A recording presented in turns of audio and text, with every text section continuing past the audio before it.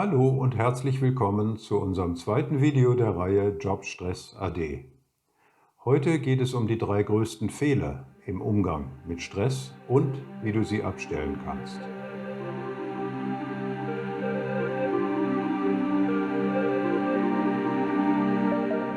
Stress und insbesondere Dauerstress im Job ist gefährlich. Er beeinträchtigt unsere Gesundheit, unser Wohlbefinden, unsere Konzentration, unsere Leistungsfähigkeit, unsere Beziehungen, unseren Schlaf. Auf Dauer ist das schlecht. Und er ist immer verbunden mit Gefühlen. Und diese Gefühle wollen wir nicht. Wir wehren uns gegen die. Wir möchten sie am liebsten einsperren oder sonst wohin schießen. Aber das gelingt nicht. Und sie sind da und wir beschäftigen uns mit ihnen und wir denken über die Vergangenheit nach und wir machen uns Sorgen um unsere Zukunft. Das ist alles sehr unselig. Es gab mal eine Zeit in unserem Leben, da ging es uns viel besser damit. Da hatten wir überhaupt kein Problem mit solchen Gefühlen. Und das war, als wir kleine Kinder waren. Kinder, wenn sie traurig sind, fangen herzerweichend an zu weinen. Und sobald die Situation vorbei ist und sie irgendetwas zu essen bekommen oder auf andere Weise abgelenkt werden, ist dieses Gefühl wie weggeblasen. Genauso, wenn sie zornig sind, wenn sie wütend sind. Das ist wunderbar. Kinder leben in der Gegenwart und nehmen die Gegenwart so, wie sie ist und machen sich keine großen Gedanken darüber, was daraus entstehen könnte. Jetzt sind wir groß und wir machen es ganz anders. Was ist passiert? Im Laufe der Jahre haben uns unsere Eltern und unsere andere Erzieher erzählt, dass wir mit unseren Gefühlen nicht einfach so unbedacht umgehen können, dass wir lernen müssen, sie zu zügeln und zu zähmen und zu kontrollieren und nicht einfach rauszulassen. Und da wir das sehr, sehr oft gesagt bekommen haben und manchmal vielleicht auch für überschäumende Temperamentsausbrüche bestraft worden sind, haben wir diese Lektion nach und nach gelernt. Wir sind konditioniert worden, uns anzupassen. Wir haben uns einer Programmierung unterzogen und diese Programmierung wirkt weiter. Und so gehen wir heute mit diesen Gefühlen um. Was machen wir mit ihnen, wenn sie uns lästig sind? Wir versuchen sie zu unterdrücken, wir versuchen sie zu verdrängen oder wenn der Druck allzu groß wird, dann platzen wir einfach mit ihnen heraus und hinterher tut es uns leid, weil wir andere Leute damit verletzt haben oder wir schämen uns, weil wir so uns haben gehen lassen. Gefühle dieser Art zu verdrängen oder zu unterdrücken, erfordert eine Menge von Energie. Das ist ungefähr so, wie wenn wir einen großen mit Luft gefüllten Ball unter Wasser drücken wollen und je tiefer wir ihn drücken, desto stärker will er wieder nach oben kommen. Und so ist das mit den Gefühlen auch. Je mehr wir sie einzusperren versuchen, desto mehr brechen sie sich Bahn. Und diese drei Aktionen, Gefühle zu unterdrücken, zu verdrängen oder einfach rausplatzen zu lassen, nennen wir die drei größten Fehler im Umgang mit Stress. Warum sind es Fehler? Na, weil sie nicht funktionieren. Und wenn es doch falsch ist, warum ändern wir es nicht? Warum nehmen wir uns nicht die Zeit zu sagen, also bevor ich jetzt hier wieder in den alten Fehler zurückfalle, überlege ich mir mal, was ich besser machen könnte. Wenn wir dieses Thema im Stresscoaching behandeln und wenn wir die Person dann fragen, ob sie sich denn schon einmal die Zeit genommen hat, über diese Dinge nachzudenken und vielleicht einen besseren Weg zu finden, dann ist die häufigste Antwort, die wir hören, mein Job ist unerhört anfordernd, ich muss Leistung bringen, ich muss funktionieren, ich habe einfach nicht die Zeit, mir über meine Gefühle Gedanken zu machen. Dass die Jobs heute anfordernd sind und dass wir Leistung bringen müssen, das ist völlig normal. Aber funktionieren müssen? Maschinen müssen funktionieren.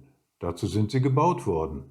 Aber wir sind keine Maschinen, wir sind Menschen. Natürlich haben wir Gefühle, natürlich können wir aber auch denken, natürlich können wir Überlegungen anstellen und natürlich können wir sagen, wenn ich so nicht weiterhandeln will, was ist der bessere Weg?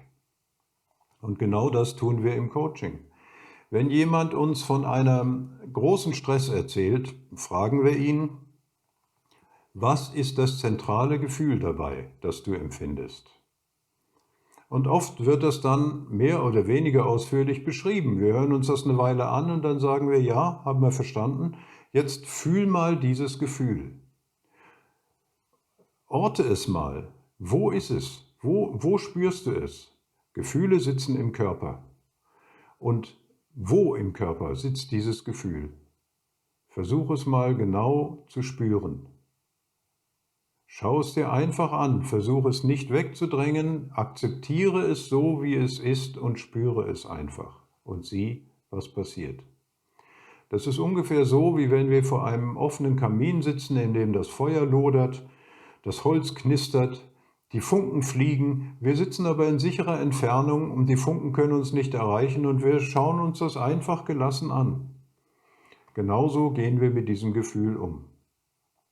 Und wenn wir das versuchen, werden wir auf einmal merken, dass im Körper etwas passiert. Das endokrine System fängt an, sich zu regen. Die Pupillengröße verändert sich. Wir atmen vielleicht schneller. Wir fühlen eine Unruhe im Körper. Ja, das sind genau die Reaktionen, die wir hatten, als wir den ursprünglichen Stress auch hatten. Die kommen jetzt möglicherweise wieder. Das heißt aber, dass sie rauskommen wollen und wir lassen es einfach zu. Wir riegeln dieses Gefühl nicht ab, wir lassen es zu. Wir schauen es uns an und wir werden merken, es wird schwächer und schwächer, bis es auf einmal ganz verschwindet und wir lassen es gehen. Früher sind wir sofort in eine Gegenreaktion verfallen, weil wir es abwehren wollten. Das tun wir jetzt nicht mehr. Manchmal und am Anfang vor allen Dingen brauchen wir vielleicht die Mithilfe eines erfahrenen Begleiters, eines Mentors, der uns hilft, wie man das macht. Aber nach und nach werden wir eine immer größere Sicherheit gewinnen. Und wir können das, wenn es uns ein- oder zweimal mit einem Gefühl gelungen ist, auf andere Gefühle und andere Stresssituationen übertragen. Und immer, wenn die Symptome auftreten, vor denen wir eigentlich immer Angst hatten, wenn wir Lampenfieber haben vor einer Präsentation oder vor einem kritischen Gespräch mit dem Chef, eine innere Unruhe oder Angst verspüren, oder wenn wir merken, dass wir jetzt plötzlich mit einer unkontrollierten Reaktion um uns schlagen, weil uns jemand fürchterlich genervt hat. In solchen Momenten ist es sinnvoll, eine kurze Pause einzulegen, wenn das geht, und sich einfach bewusst zu machen, was geht jetzt in mir vor, und das einfach anzuschauen, ohne irgendetwas zu tun. Wenn wir etwas tun, verstärken wir es. Wenn wir darüber nachdenken, dann vergrübeln wir es. Und wenn wir mit anderen andauernd über unseren Stress sprechen, da wird es auch nicht besser, da wird es nur breitgetreten. Das lassen wir alles sein. Wir tun überhaupt nichts. Wir schauen einfach nur zu und spüren, was passiert. Und dann ist Ruhe. Und die ganze Energie, die vorher eingekapselt und eingeschlossen war, durch unseren ganzen Widerstand und unser Zurückweisen des Gefühls, wird auf einmal frei und steht uns für ein viel glücklicheres und wirkungsvolleres Leben zur Verfügung. Es ist ein wunderbares Gefühl. Probier es einmal aus. Wenn du Fragen zu dieser Methode hast oder wenn du mehr über unser Coaching wissen möchtest, dann schau einfach in der Videobeschreibung nach und dort findest du weiterführende Links zu diesen Themen. Danke fürs Zusehen.